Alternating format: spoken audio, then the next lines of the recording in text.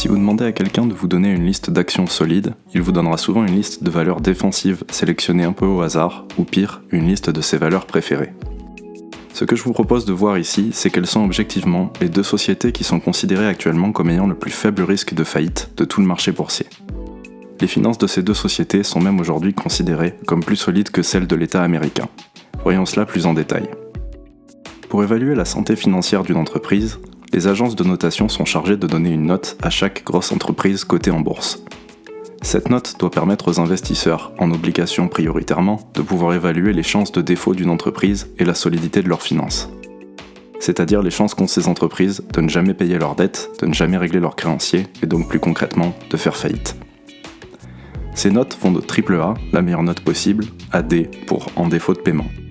Les critères utilisés pour l'évaluation incluent, entre autres, la croissance des bénéfices, les marges, les perspectives, les risques juridiques, les risques fiscaux comme les taxes, etc., ainsi que les tendances d'une industrie.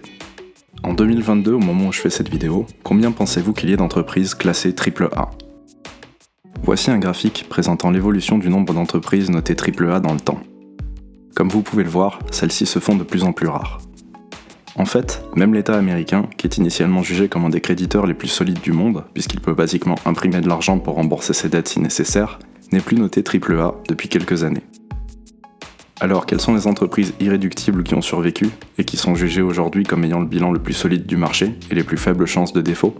Il n'en reste que 2. Parmi les plus de 10 000 actions cotées en bourse aujourd'hui, seules 2 entreprises méritent au sens des agences de notation le rang le plus élevé en termes de solvabilité. Microsoft et Johnson & Johnson. On ne présentera plus Microsoft ici, la société a généré des performances de plus de 1000% en bourse sur les 10 dernières années et bénéficie d'une situation de quasi-monopole sur beaucoup de ses produits. La société est extrêmement diversifiée, possède de nombreux leviers de croissance et elle est très bien gérée. La seconde société, Johnson & Johnson, est un champion du dividende qui relève ses paiements depuis plus de 50 ans et qui a généré des performances de 175% sur les 10 dernières années. Si vous cherchez des valeurs robustes et défensives par excellence, ces 2 titres sont à garder en tête pendant les déclins de marché majeurs. Attention cependant ici, le fait d'avoir un bilan solide ne veut pas dire pour autant qu'une société va vous rapporter des retours extraordinaires en bourse, simplement que leurs chances de faire faillite sont très faibles. Voici par exemple un graphique des retours de Microsoft à travers le temps. Comme vous pouvez le voir ici, l'extraordinaire robustesse de la société ne l'a pas pour autant préservé de périodes de passage à vide boursier au niveau de l'évolution de son titre.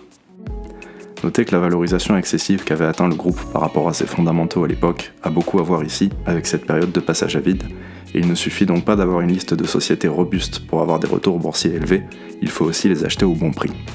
Ceci dit, savoir que Microsoft et Johnson & Johnson sont parmi les 2 valeurs les plus solides de tout le marché est un bon point de départ pour se constituer des listes de titres à surveiller et à acquérir à bon compte lorsque les bourses paniquent et que les marchés décrochent.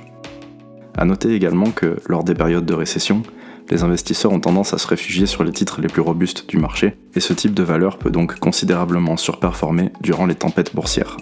Une information toujours utile à conserver dans sa boîte à outils d'investisseur. Autre détail important sur les notes de crédit en bourse, beaucoup de sociétés estiment aujourd'hui que la notation AAA n'est pas nécessairement un saint graal qui vaut le coup d'être poursuivi, car il implique de faire des sacrifices et d'avoir très peu de dettes. La prise de risque maîtrisée étant un élément clé d'une innovation dynamique, et bien souvent indirectement de la croissance, appliquer une approche trop conservatrice peut parfois ne pas être la solution idéale en fonction du secteur dans lequel opère une société.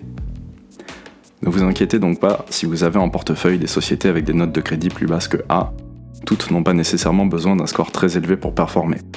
En règle générale, on évitera cependant des sociétés trop risquées, les actionnaires étant les derniers remboursés en cas de faillite d'une entreprise. J'espère que cette brève présentation vous aura intéressé. Connaissiez-vous déjà ces 2 sociétés ? Connaissez-vous d'autres sociétés que vous jugez extrêmement solides au niveau de leur bilan ? La note de crédit est-elle un facteur qui a une forte importance pour vous ou pas du tout lorsque vous cherchez des valeurs à acheter pour votre portefeuille ? N'hésitez pas à me le dire dans les commentaires et à vous abonner à la chaîne si vous avez trouvé des choses utiles dans cette vidéo.